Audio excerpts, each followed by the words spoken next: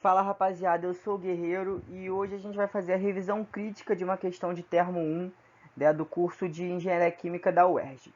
Então vamos lá. A questão é essa aí, vocês podem se quiser dar o famoso pauser para ler e ver os dados direitinho, mas a gente vai querer a taxa de transferência de calor, né? Ou seja, o calor no tempo. Bom, então vamos ver quais foram as hipóteses feitas pelo nosso coleguinha, né?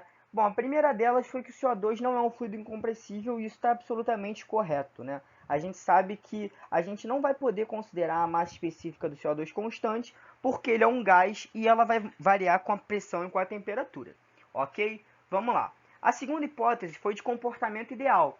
Nesse caso em específico, a gente não vai poder fazer isso. Por quê? A gente tem um dado de volume específico. Então, a partir do volume específico, a gente vai calcular a massa específica. Se a gente fizesse através da equação dos gases ideais, a gente ia achar um valor um pouquinho diferente. O erro ia ser de mais ou menos 10%, tá bom? É, é o único erro conceitual da questão, tá?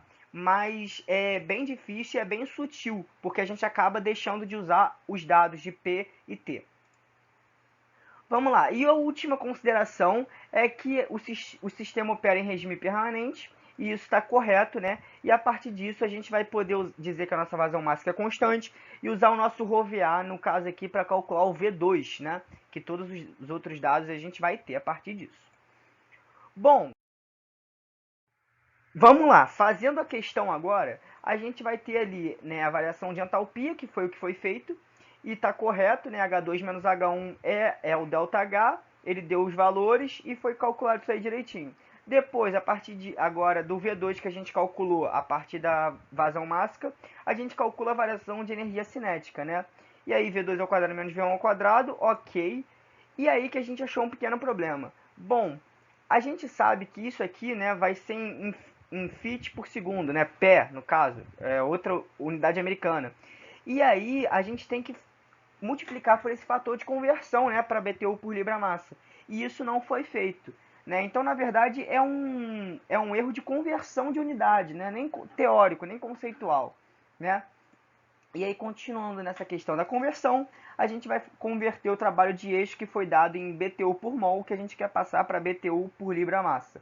Novamente foi feito um errinho de conversão de unidade, e esse foi o grande erro da questão, na verdade, porque como aqui foi considerado como se fosse 1 ao invés de 10 a menos 3, a gente teve um valor 1000 vezes menor do que era para achar, e aí bagunçou todos os valores da questão.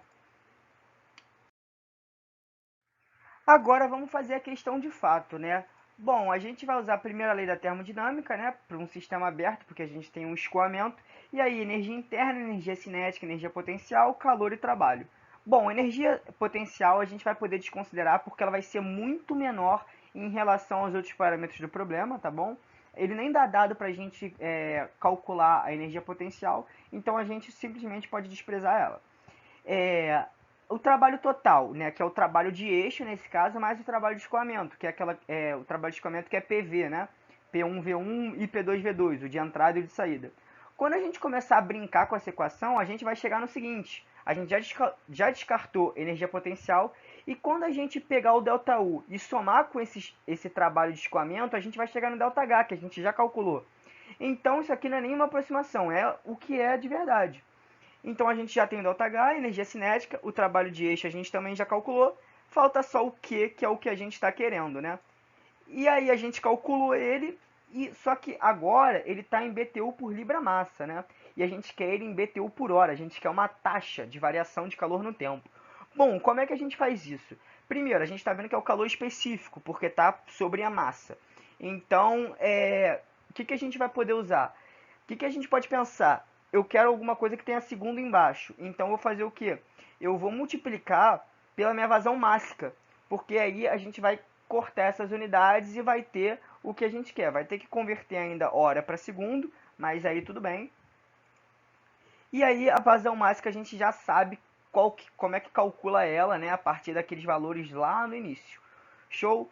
Então, bom, o resumo da questão É uma questão que tem uma pequena pegadinha no início, né, para a gente ter uma tropeçada ali no erro conceitual, e ela é uma questão que exige muita atenção, porque são unidades que a gente não está muito acostumado a trabalhar ainda.